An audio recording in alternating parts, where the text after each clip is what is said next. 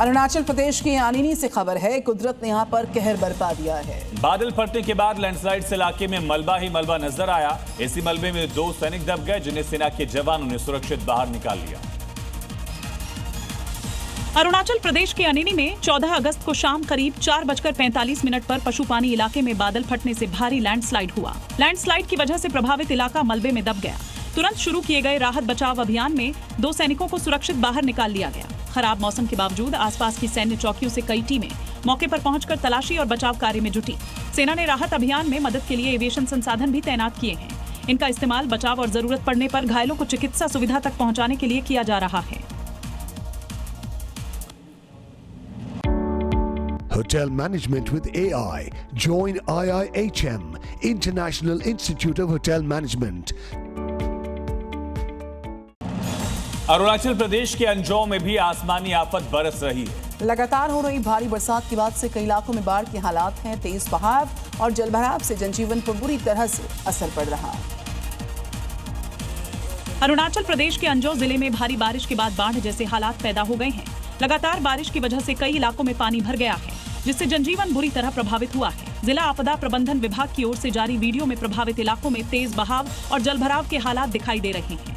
प्रशासन और राहत एजेंसियां हालात पर नजर बनाए हुए हैं। प्रभावित इलाकों में राहत और बचाव के काम के लिए जरूरी कदम उठाए जा रहे हैं। खराब मौसम की वजह से स्थानीय स्तर पर अतिरिक्त सतर्कता बरती जा रही है।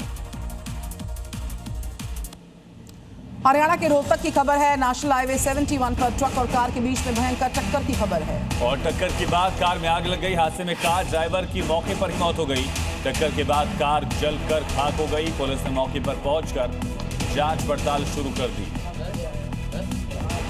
आपके सामने किस तरह से एक्सीडेंट के बाद पूरी तरह से कार जलकर आग हो गई। आग की लपटों में घिरी हुई थी कार और इसी बीच ड्राइवर की जान नहीं बची।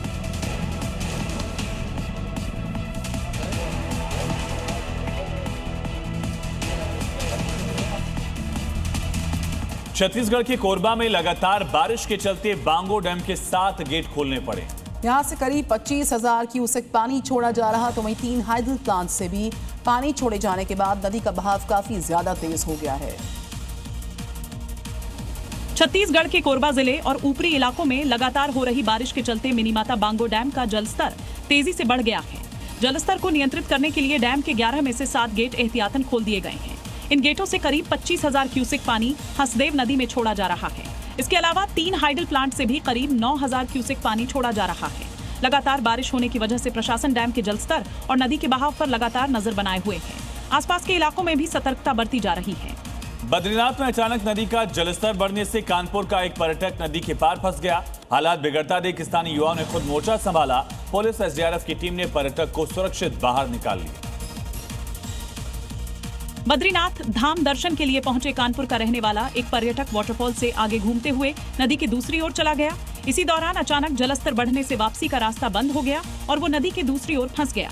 सूचना मिलते ही स्थानीय युवाओं, चमोली पुलिस और एसडीआरएफ ने संयुक्त अभियान चलाकर पर्यटक को सुरक्षित रेस्क्यू किया। पुलिस और एसडीआरएफ के पहुंचने से पहले स्थानीय युवाओं ने लकड़ियों से अस्थायी पुल बनाने का प्रयास किया और पर्यटक तक खाने पीने की सामग्री भी पहुंचाई।